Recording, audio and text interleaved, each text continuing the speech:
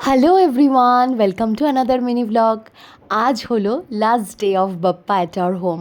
মনটা সত্যি খুব খারাপ, বাট কি আর করা যাবে, আবার একটা বছর অপেক্ষা করতে হবে। তো আজকে ইচ্ছা আছে বাপ্পাকে সকালবেলা করে দেবো একটা ফ্রাইড রাইস সব রকম সবজি টবজি দিয়ে, আর তার সাথে করব আলুর দম, আর বাপ্পাকে বিকেলবেলা করে দেবো লুচি আর পায়েস। এমনিতে বাপ্পা যেদিন চলে যায় সেদিন রাত্রিবেলা যাওয়ার আগে আমি মিষ্টি কিছু বানাই, তো সেই জন্যই পায়েস করবো আর লুচি করব। এখন রান্না শুরু করে দিচ্ছি। আলুটা আমি কেটে নিয়েছি, তারপর ফ্রাইড রাইসের জন্য গাজর আর বিনসটা কেটে নেব, আর চালটাও ভিজিয়ে দেবো।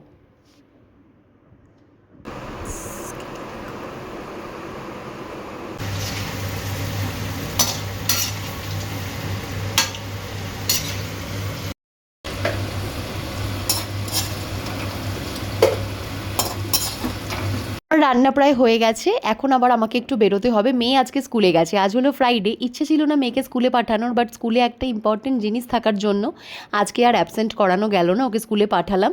তো ওকে আবার বাস স্ট্যান্ড থেকে আনতে যাব। আর প্রসাদ আমি একটু বেশিই করছি, কারণ আজকে ইচ্ছে আছে আমাদের এখানে মানে কমপ্লেক্সের ভেতরে যতজন সিকিউরিটি গার্ডস দাদারা রয়েছেন তাদের সবাইকেও একটু প্রসাদ দেব। আর আমার শ্বশুরবাড়িতেও দেওয়া হয়নি গণেশ চতুর্থীর দিন প্রসাদ, কারণ তোমরা সবাই জানো গণেশ চতুর্থীর দিন আমার মাসি শাশুড়ি মারা যান, তো সেই জন্য দিতে পারিনি।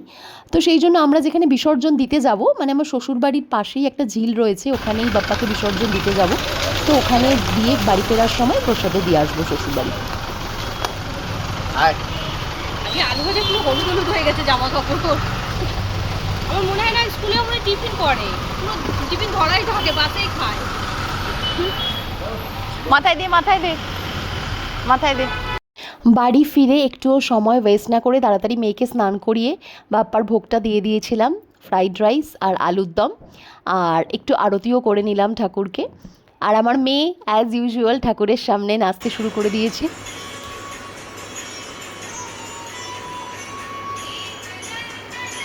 দেখতে দেখতে কখন সন্ধে হয়ে গেল কিছুই বুঝতে পারলাম না। তো সন্ধেবেলা বাপ্পাকে ভোগে দিচ্ছিলাম লুচি, পায়েস আর লাড্ডু।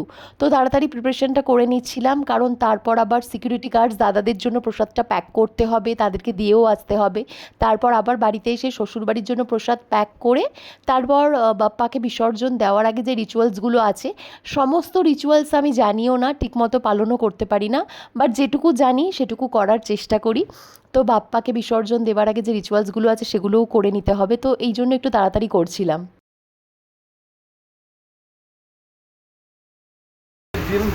না ও একটু ব্যাগটা লাগবে, আমি আরও অনেকজনকে দেওয়া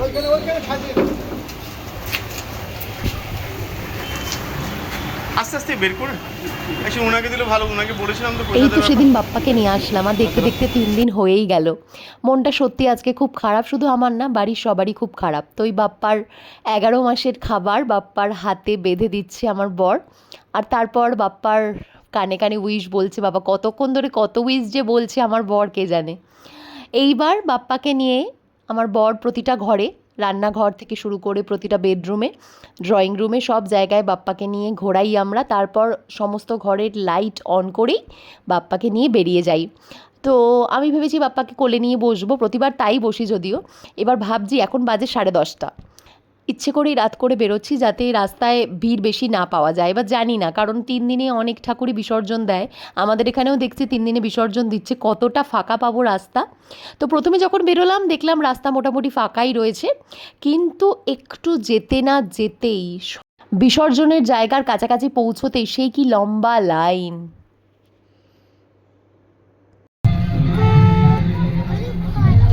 চল চল চল চল চল।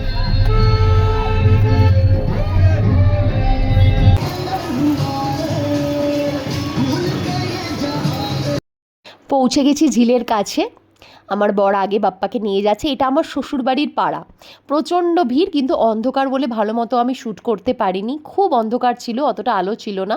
তো বাপ্পা চলে যাচ্ছে, আবার 1 বছর বাদে বাপ্পা আসবে এই প্রমিস নিয়ে বাপ্পাকে আমরা যেতে দিচ্ছি।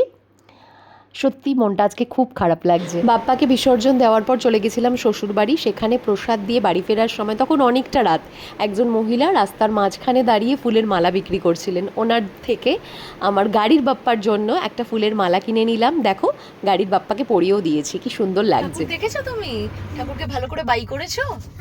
বলেছো নেক্সট ইয়ার আবার আসতে? ঠিক আছে চলো, আবার 1 বছরের অপেক্ষা, 1 বছর বাদে আবার গণপতি বাপ্পা আমাদের বাড়িতে আসবে। তাহলে আজকের ব্লগটা এখানেই শেষ করছি। আজকের ব্লগ থেকে যদি কিছু ভালো লেগে থাকে তাহলে প্লিজ লাইক, কমেন্ট আর শেয়ার করে দিও, আর ফলো করতে কিন্তু ভুলো না। টাটা।